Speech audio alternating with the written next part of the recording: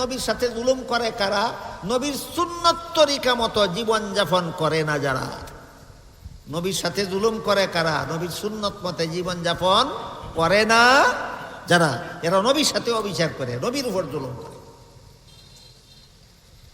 এই জুলুমের শাস্তি কি? এই জুলুমের শাস্তির বিবরণ দিয়া হযরত রাসূল করিম সাল্লাল্লাহু আলাইহি ওয়াসাল্লাম এক দীর্ঘ হাদিসে বলেন। হাদিসটা ফয়রা তরজমা করলে সময় লম্বা হবে, আমি হাদিসের সারমর্মটা আপনাদের শুনাই।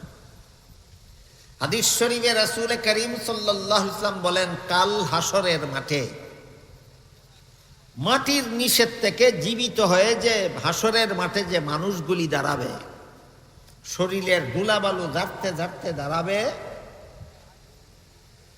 এমন কঠিন পানির পিপাসা নিয়ে দাঁড়াবে, মনে হবে সাগরের সব পানি পান করলেও পিপাসা নিবারণ হবে না, এরকম কঠিন পিপাসা নিয়ে হাসরের মাঠে দাঁড়াবে। কিন্তু রাসূল বলেন, আমার উম্মত যেন হাসরের মাঠে পিপাসু অবস্থায় দাঁড়াইয়া থাকতে না হয়, এই জন্য আল্লাহ আমাকে একটা কাউসার দান করেছেন, হাউজে কাউসার, একটা কুয়া দান করেছেন, একটা ঝরনা দান করেছেন, এটার নাম হইল হাউজে কাউসার। রাসূল বলেন, হাউজে কাউসারের পানির রং দুধের চেয়ে বেশি সাদা, হাউজে কাউসারের পানির স্বাদ মধুর চেয়ে বেশি মিষ্ট, হাউজে কাউসারের পানির সুগন্ধ মেশকে আম্বরের চেয়ে বেশি সুগন্ধ, হাউজে কাউসারের পানি হাসরের মাঠের এই কঠিন পিপাসা নিবারণ উপযোগী ঠান্ডা। যেই ব্যক্তি এক বিন্দু হাউজে কাউসারের পানি পান করবে, অনন্তকাল পর্যন্ত আর কোনোদিন তার পানির পিপাসা হবে না। এমত অবস্থায় হাসরের মাঠে সকলের আগে আমি যাব হাউজে কাউসারের পাশে, তারপরে আমার উম্মতেরা দলে দলে হাউজে কাউসারের পাশে যাইতে থাকবে, আর আমার উম্মতকে হাউজে কাউসারের পানি পান করাবার জন্য আল্লাহ যে পরিমাণ পিয়ালা মোতায়েন করে রাখছেন, সেগুলি আকাশের তারকার সমান। আসমানে যতলা তারা আছে, হাউজে কাউসারে অতলা পিয়ালা আছে। দলে দলে উম্মতেরা যাইব, আর আমি এই পিয়ালাগুলি দিয়ে আমার উম্মতকে পানি পান করাইতে থাকি। কিন্তু শেষের দিকে, হাদিসের শেষের দিকে রাসূল বলেন, লা ইয়ারিদান্না আলাইয়া আকওয়ামুন আরিফুহুম ওয়া ইয়ারিফুনানি সুম্মা ইউহালু বাইনি ওয়া বাইনাহুম। সেই হাউজে কাউসারের পাশে আমার কাছে আমার উম্মতের বিভিন্ন দল এমনও যাবে যারা আমাকে চিনবে, আমি মুহাম্মদুর রাসূলুল্লাহ সাল্লাল্লাহু আলাইহি ওয়াসাল্লাম, আর আমিও এদেরকে চিনব, এরা আমার উম্মতের বিভিন্ন দল। কিন্তু এদেরকে হাউজে কাউসারের পানি পান করাবার আগেই আল্লাহর পক্ষ থেকে তাদের মধ্যে আর আমার মধ্যে আড়াল সৃষ্টি করে দেওয়া, যে কারণে আমি আর এদেরকে হাউজে কাউসারের পানি পান করাতে পারবো না। আড়াল সৃষ্টি করার কারণে আমি আল্লাহর কাছে ফরিয়াদ করবো, আল্লাহ হাউজে কাউসার আমারে দিছো আমার উম্মতরে পান করানি লাগি, এরাও তো আমার উম্মতের দল, আড়াল করে দিলা কেন? আল্লাহর পক্ষ থেকে জবাব আসবে, এরা আপনার উম্মতের দল, আপনার সুন্নত পরিপন্থী উম্মতের দল। সুন্নতপন্থী উম্মত না সুন্নত বিরোধী উম্মত? হাউজে কাউসারের পানি পাওয়া যাবে না।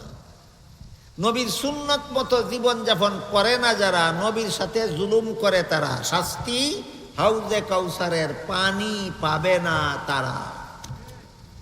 সব জুলুমের এক শাস্তি না, এক এক জুলুমের এক এক শাস্তি।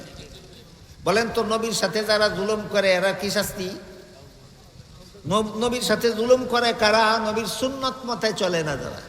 এটা ভালো রকম স্মরণ রাখেন, নবীর সাথে জুলুম করে কারা? সুন্নত মতে চলে না যারা। শাস্তি হাউজে কাউসারের পানি পাবে না তারা। আল্লাহর সাথে জুলুম করে কারা? ইবাদত বন্দেগি করে না যারা। শাস্তি জান্নাত পাবে না তারা। আমি কি বুঝাইতে পারলাম? কোন জুলুমের কি শাস্তি, কোন জুলুমের কি শাস্তি? আল্লাহর ইবাদত করো না, আল্লাহর সাথে জুলুম করছো, শাস্তি জান্নাত পাবে না। নবীর সুন্নত মতো জীবন যাপন করো না, নবীর সাথে অবিচার করছো, জুলুম করছো, শাস্তি নবীর হাউজে কাউসারের পানি পাবে না। আয়াতের ব্যাখ্যায় মুফাসসিরিনে কেরাম লিখেছেন, তুমি যদি নবীর উম্মত হইয়া থাকো তাইলে নবীর পাওনা আছে তোমার কাছে।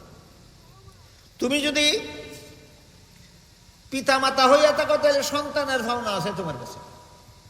পিতা মাতার কাছে সন্তানের যত ভাবনা আছে, আমি তো সারা রাতেও বলে শেষ করতে পারবো না। এক দুইটা উদাহরণ দেই।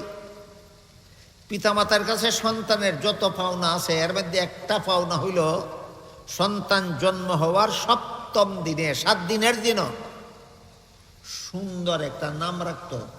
মা বাপের কাছে সন্তানের পাওনা অনেক পাওনা আছে, এর মধ্যে একটা পাওনা বুঝে থাকলে বলেন, মা বাবার কাছে সন্তানের একটা পাওনা কি? সুন্দর একটা নাম রাখতো। কত বছর বয়সে? 7 দিনের দিনে। সুন্দর নাম বলতে এমন একটা শব্দ যেটা শুনলেই বোঝা যায় এটা মুসলমানের বাচ্চা। এমন শব্দ দিয়া নাম রাখো যে শব্দটা শুনলেই বোঝা যায় মুসলমানের বাচ্চা। যেমন বেবি, যেমন বেবি।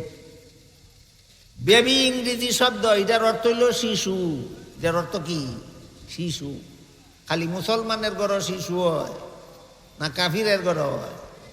তোমার বাচ্চার নাম যে শিশু রাখছো, নাম শুনলি এটা মুসলমান বুঝতো না কাফির বুঝতো? এটা সুন্দর নাম রাখছো না, সন্তানের ভাওনা দিছো না তুমি 7 দিনের দিন।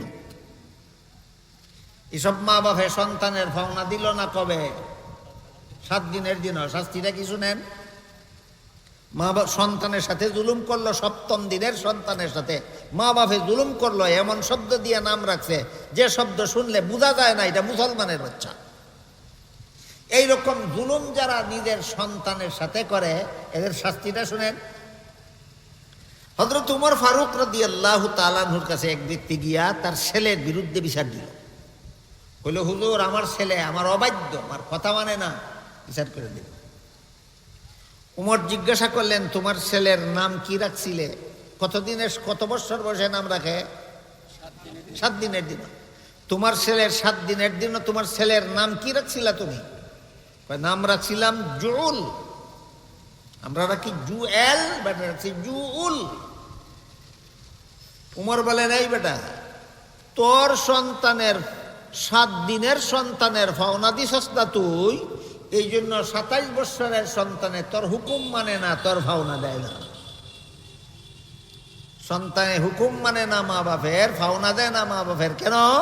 মা বাপে আগে সন্তানের ভাওনা দিছে না, এই জন্য সন্তানে মা বাপের ভাওনা দেয়।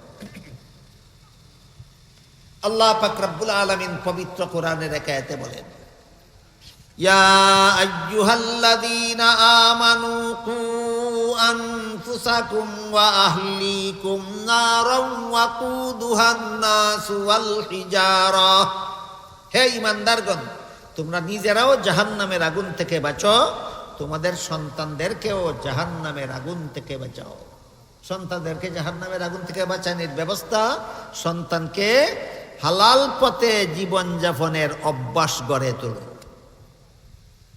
সন্তানদের নামাজ রোজা ইবাদত বন্দেগী শিখাও, সময় মতো সন্তানদের ইবাদত বন্দেগী করনেওয়ালা বানাও, তবেই সন্তানদের জাহান্নাম থেকে বাঁচানি হবে। আমি আমার ছেলেকে আমার মেয়েকে জাহান্নাম থেকে বাঁচাইতে হইলে সময় মতো নামাজ শিক্ষা দিয়া নামাজি বানাইতে হবে। সময়টা কখন? হাদিস শরীফে আল্লাহ রাসূল বলেন, মুরু আওলাদাকুম বিসসালাতি ইযা বালাগু 7 সিনিন ওয়াদরিবুহুম ইযা বালাগু 10 আও কামা ক্বালা আলাইহিস সালাতু ওয়াস সালাম। রাসূল বলেন, হে আমার উম্মত মুসলমানেরা, তোমাদের সন্তান ছেলে হোক মেয়ে হোক 7 বছর বয়স হলে তাকে নামাজের আদেশ করো। 10 বছরের ছেলে মেয়েকে শাসন করে নামাজি বানাও যদি জাহান্নাম থেকে বাঁচাতে চাও। 7 বছর থেকে 10 বছরের ভিতরে ছেলে মেয়েকে নামাজি বানানি, এটা হলো মা বাপের কাছে সন্তানের আরেকটা পাওনা। বুঝাইতে পারতাছি নি? মা বাপের কাছে সন্তানের যত পাওনা আছে এর মধ্যে আরেকটা পাওনা হইল 7 বছর থেকে 10 বছরের ভিতরে তোমার ছেলেরা তুমি নামাজি বানাও যদি জাহান্নাম থেকে বাঁচাতে চাও। 7 বছর থেকে 10 বছরের ভিতরে তোমার মেয়েকে নামাজি বানাও যদি জাহান্নাম থেকে বাঁচাতে চাও। সুতরাং প্রত্যেকটা মা বাপের কাছে পাওনা হইল সন্তানের, তারে যেন 7 থেকে 10-এর ভিতরে পাক্কা নামাজি বানায়। এটা হলো মা বাপের কাছে সন্তানের পাওনা। না দিলে 7 বছরের সময় নামাজ শিখাইলো না, 10 বছরের সময় নামাজের জন্য শাসন করলো না, যে কারণে 30-40 বছরের সন্তান বেনামাজি আসেনি এই সমাজে কোনো মুসলমানের? বলেন তো, মুসলমানের 30 বছরের সন্তান বেনামাজি কেন? মুসলমানের 40 বছরের সন্তান বেনামাজি কেন? ওই 7 বছর থেকে 10 বছরের ভিতরে মা বাপে ফাওনা দিছে না, নমাজি বানাইছে না, এই জন্য বেনামাজি। এটার শাস্তি হইল, এই মা বাপ যদি নিজে নমাজিও হয়, মা বাপ নিজে নমাজি কিন্তু সন্তানদের নমাজি বানাইছে না, এই কারণে নমাজি মা বাবাকেও বেনমাজি সন্তানের সাথে জাহান্নামে যেতে হবে। ওই সন্তানের সাথে জুলুম করার শাস্তি। কার সাথে জুলুমের শাস্তি? জাহান্নাম। নিজের সন্তানের সাথে জুলুমের শাস্তি জাহান্নাম। এই জন্য আয়াতের ব্যাখ্যায় লেখা আছে, তুমি যদি মা বাবা হইয়া থাকো, তোমার কাছে সন্তানের ভাবনা আছে। তুমি যদি সন্তান হইয়া থাকো, তোমার কাছে মা বাবার ভাবনা আছে। দিলেই ইনসাফ, না দিলেই জুলুম। দিলেই ইনসাফ, না দিলেই জুলুম। তুমি যদি স্বামী হইয়া থাকো, তোমার কাছে স্ত্রীর ভাবনা আছে। স্ত্রীর যত ভাবনা আছে, এর মধ্যে 1 নম্বর হইল মোহর। মোহর বুঝুন তো আপনারা? প্রত্যেকটা স্বামীর কাছে তার স্ত্রীর মোহর হইল ভাবনা। যেই মোহর ধার্য করিয়া বিয়া করলো, আল্লাহ বলেন এটা আদায় করা ফরজ, এটা তোমার স্ত্রীর ভাবনা। দিলেই ইনসাফ হবে, না দিলেই জুলুম হবে।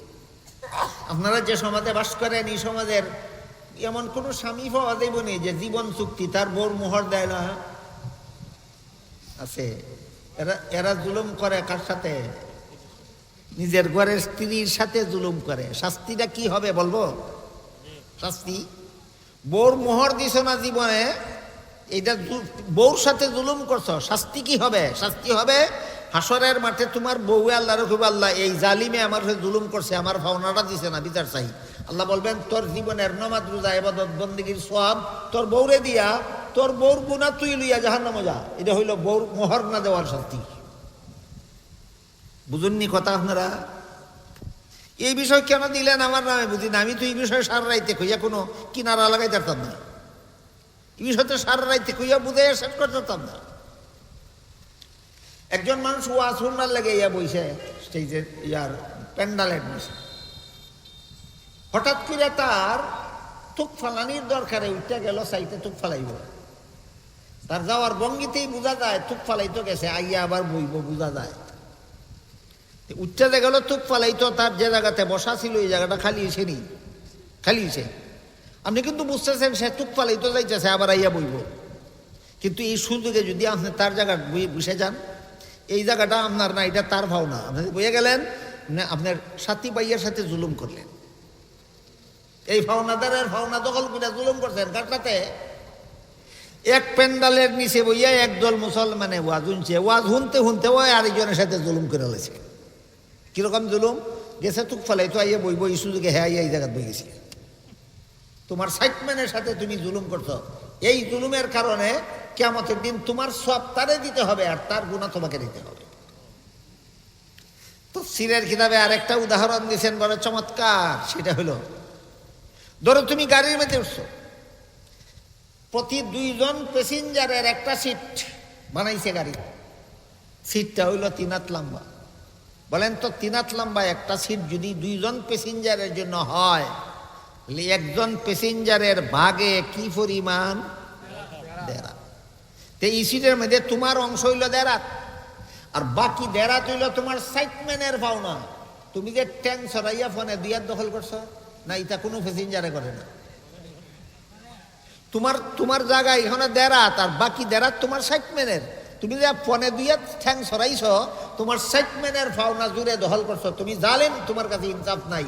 এই জুলুমের কারণে কিয়ামতের দিন এই সাইটম্যানের গুনাহ লইয়া তুমি ডাবল শাস্তির যোগ্য হইয়া জাহান্নামে যেতে হবে।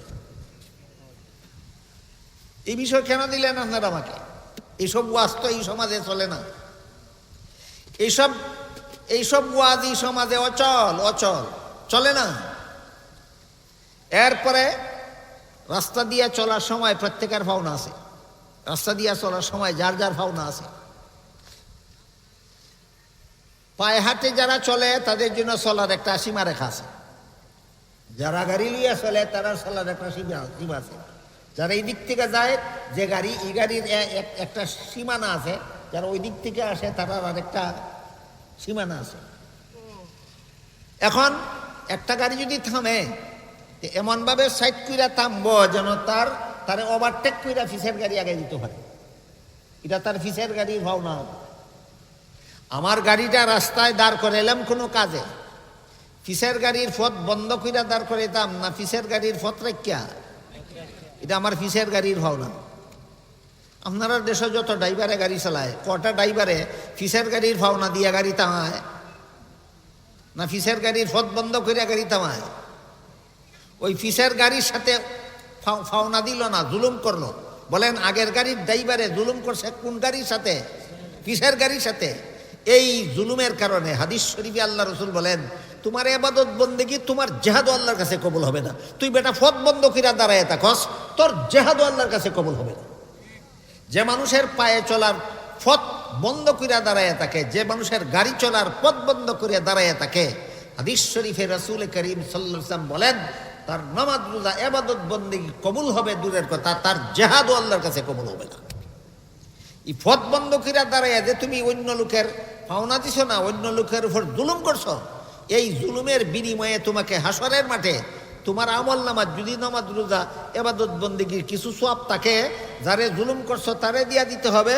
আর সওয়াব যদি না থাকে, যারে জুলুম করছো তার গুনাহ তুমি নিয়া ডাবল শাস্তির যোগ্য হইয়া জাহান্নামে যাইতে হবে।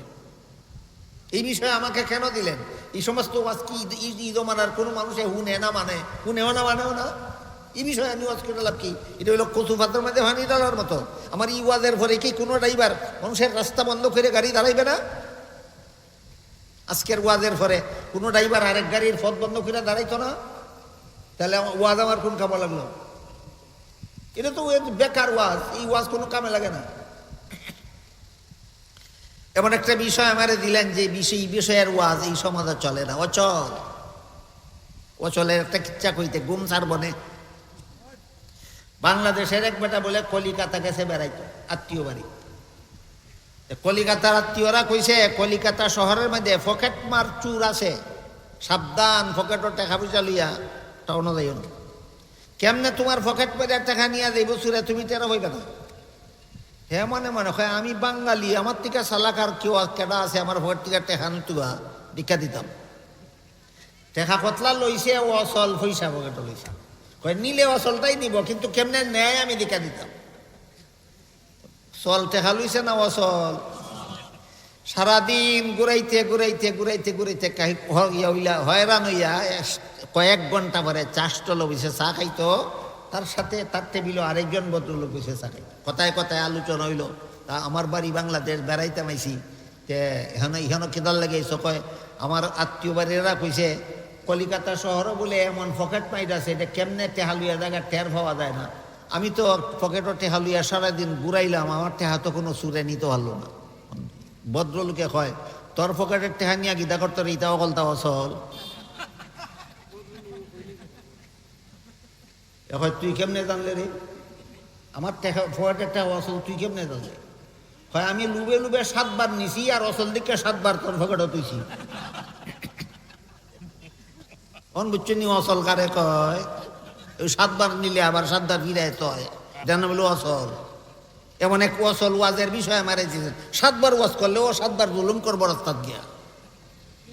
7 বার ওয়াজ করলে রাস্তাত গিয়া 7 বারই জুলুম করবো। কারক চলার পথ বন্ধ করিয়া চলার পথে ব্যাঘাত সৃষ্টি করা জুলুম, পথিকদের সাথে জুলুম, গাড়ির সাথে জুলুম।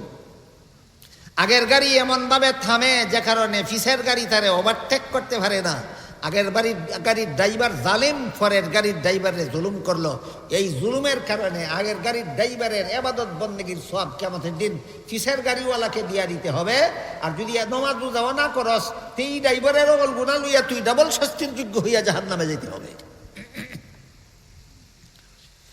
এই হইল পাওনাদারের পাওনা দেওয়ার নাম ইনসাফ, না দেওয়ার নাম জুলুম।